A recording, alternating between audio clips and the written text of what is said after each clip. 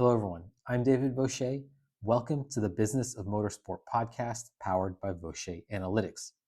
Now, this weekend, I was enjoying the 2026 edition of the Shanghai Grand Prix, and it got me thinking that there's another side to a coin that we've looked at many times on the Business of Motorsport. So let's just get right into why legacy automakers must keep participating in motorsport to protect their sales in China.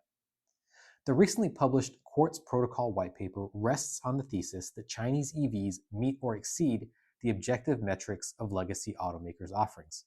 Consequently, these established players must differentiate themselves by leveraging their heritage, which is usually built off of decades of motorsport participation.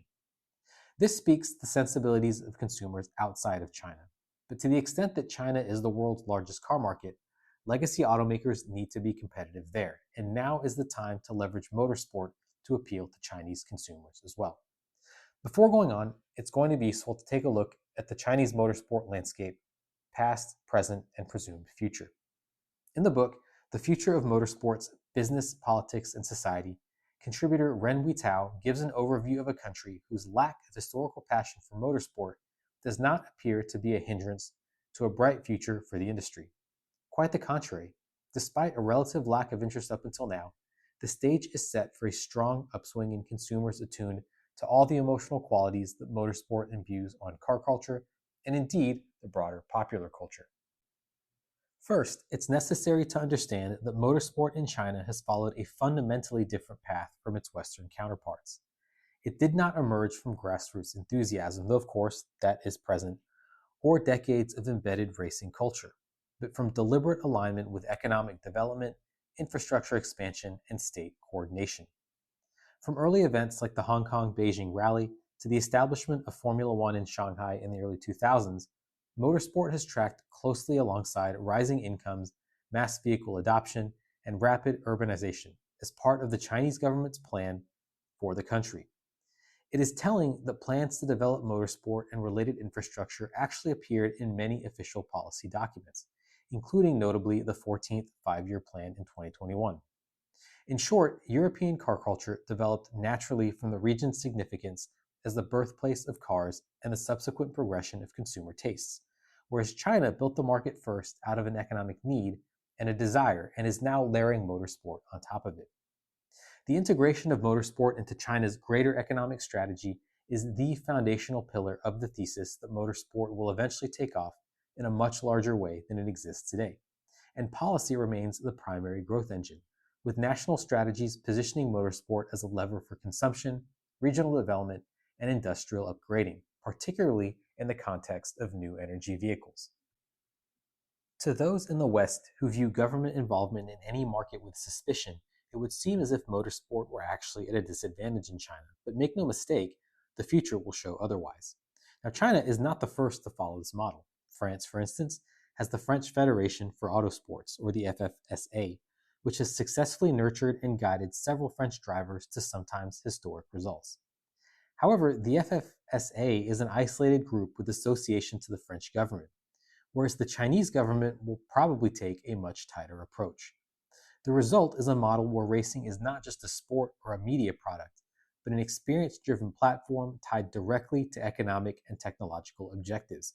And the indications so far are that China's consumers and homegrown brands are absolutely responding. Indeed, China's motorsport moment is beginning to take shape. Relative to its importance as a consumer market, particularly for cars, motorsport in China is underdeveloped, and this likely has to do with how cars, and consumer goods specifically, have been consumed there for the past decades. China started its ascent as the world's factory, a somewhat derisive and dismissive term, which acknowledged China's ability to produce, but only what they were told to produce because they were a source of cheap labor. The idea that China would have a production base of its own, let alone that it could be capable of producing compelling products of its own volition, wasn't really considered. Now, it is true that from the mid-20th century onwards, China did not have any global brands of its own to rival the Nikes, YSL, and Ferraris of the world. So as China's consumer base grew, it was natural that particularly well-off Chinese consumers would go after those brands for the same reasons that consumers elsewhere did.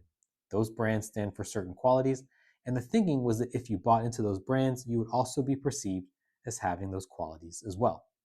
Of course, China's culture and crafts heritage is millennia old, and if China is still the world's factory today, it is simply because their engineers and craftspeople are highly competent.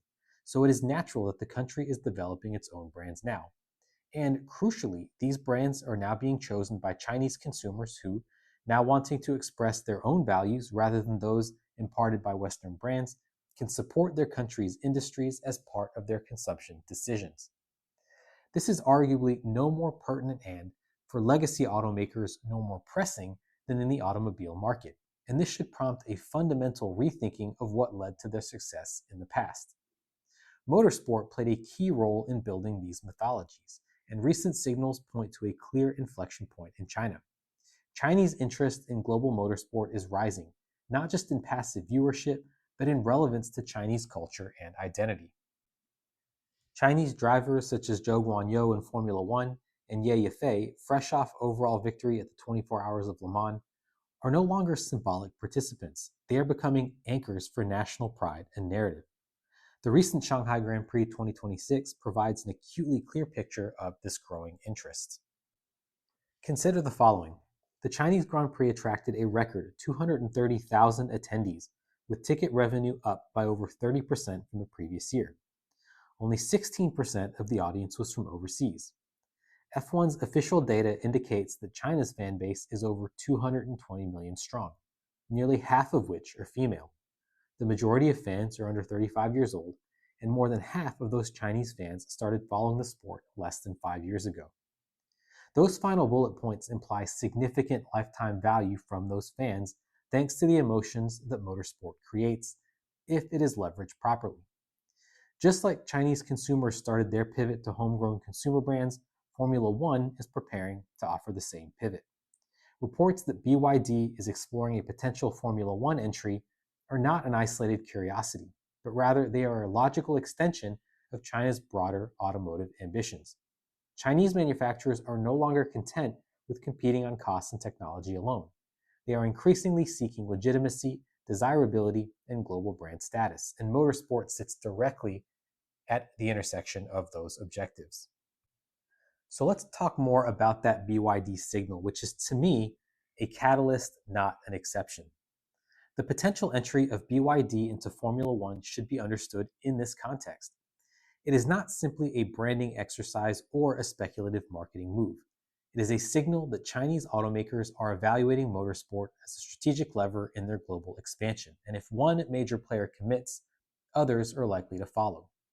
To be clear, Chinese automakers do already participate in motorsport around the world, but the result of a Chinese presence would be a further increase in Chinese participation across top-tier racing series if this were to occur in Formula One, accompanied by parallel growth in domestic engagement, infrastructure, and media coverage. For legacy brands, this creates a new layer of competitive pressure from new brands, who would only be applying the same playbook companies such as Porsche, BMW, and Ferrari have followed essentially since their inception.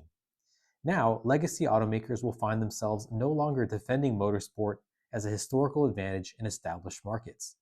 They are competing for relevance in a market where that advantage is still being formed and where new entrants will shape the tastes of their home market. The Macau Grand Prix is another example. This is primarily a GT event, and I'll just add subjectively, a very exciting one usually, whose popularity has grown with the rising tide of motorsport generally. What happens when more and more Chinese fans take interest in this event on their home soil and see, perhaps sometime in the near future, one of their own brands mixing it up with the usual Porsches, Ferraris, and McLaren competitors?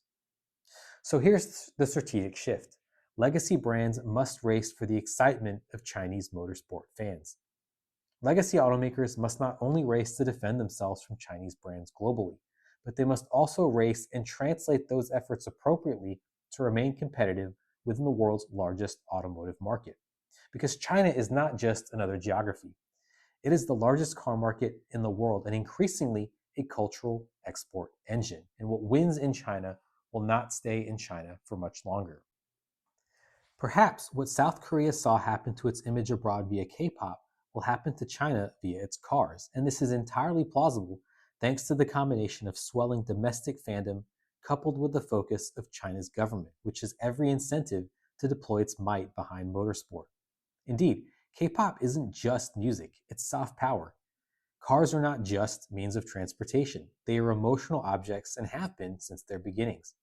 If there is a way for China's cars to create enough delight in consumers around the world to soften its global image while also putting money in domestic companies' bank accounts, the Chinese government will pursue that by every avenue possible, motorsport included.